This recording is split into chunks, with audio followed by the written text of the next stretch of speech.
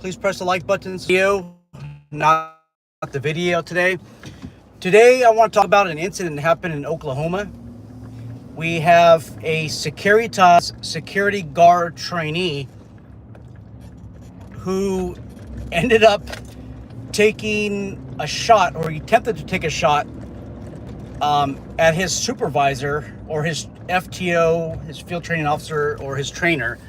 And he forgot, it looked like he maybe forgot to rack around in the chamber. And then on the second attempt, he did rack around the chamber. He fired, missed, and the supervisor took off running. This person ended up fleeing the Amazon warehouse, and police in Oklahoma, you know what, I think it was Ohio. I don't think it was Oklahoma, it was Ohio. Police in Ohio caught up to him, and there was a gunfight. And the suspect ended up tagging one of the officers right in the vest, and they unalived him after that. Sorry guys about the title, but these are the kind of wording I have to choose so that the algorithm doesn't snatch these videos and then pulls them all the way, drags them to the bottom.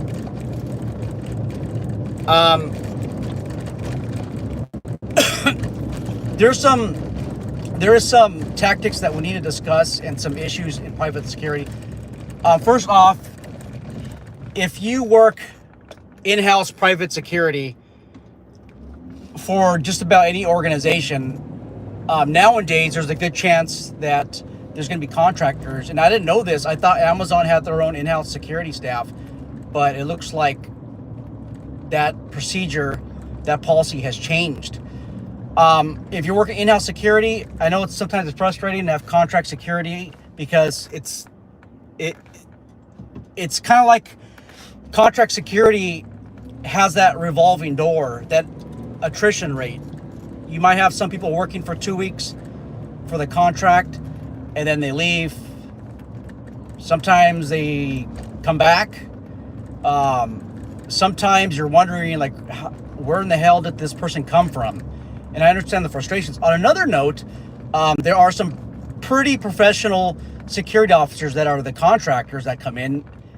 And unfortunately, but fortunately, those people are hired by the in-house security organization. For a perfect example is hospital security. With hospital security, a lot of times for the exterior portions, or the checkpoints, or the entrance and exits areas, they have contract security officers to supplement their in-house security workforce. When those contract security officers perform above standards, a lot of times that catches the eye of a supervisor or somebody who is in charge of hiring, and that person ends up getting the job. That person gets absorbed by the in-house security company. And then at the same time, that contractor gets replaced by somebody else that is not performing to standards.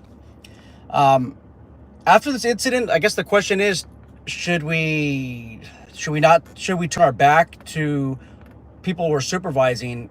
I want to say just kind of keep it the way things are right now. I mean, guys, if you're training somebody and you're paranoid, like you're not going to have a healthy work environment.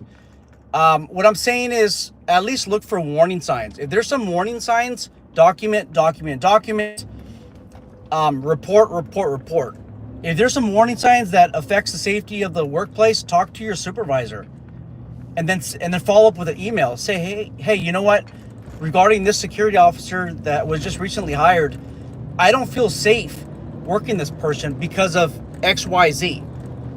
And that's perfectly okay. Now, the reason why you're sending the documentation through email or even a text message is because now you're formalizing your complaint.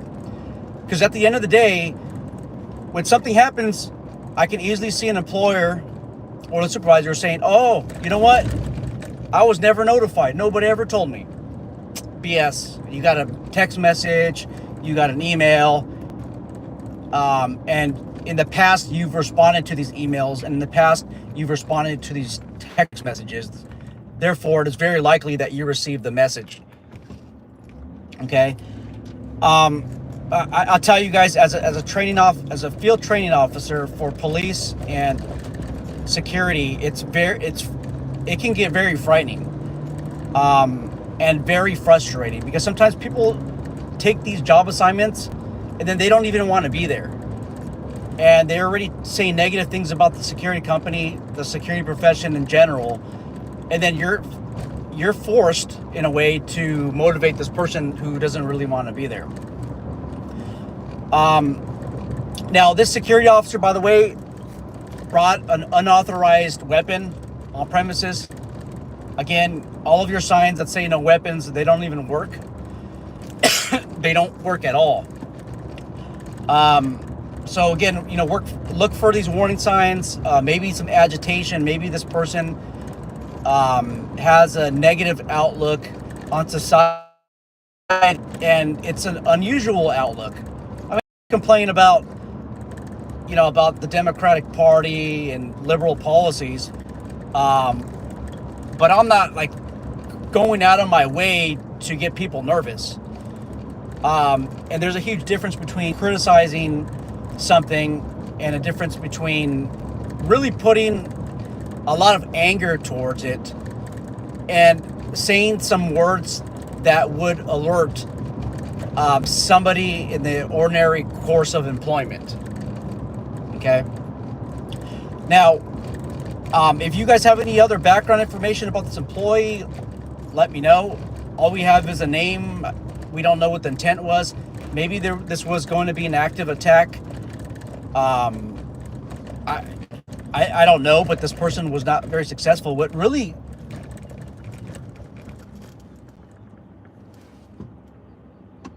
gets to me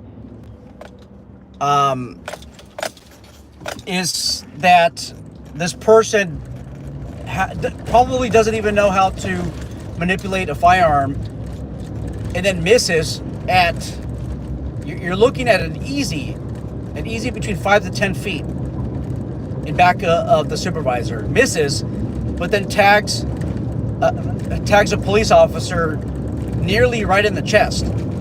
Luckily, he's wearing his body armor, hint, body armor.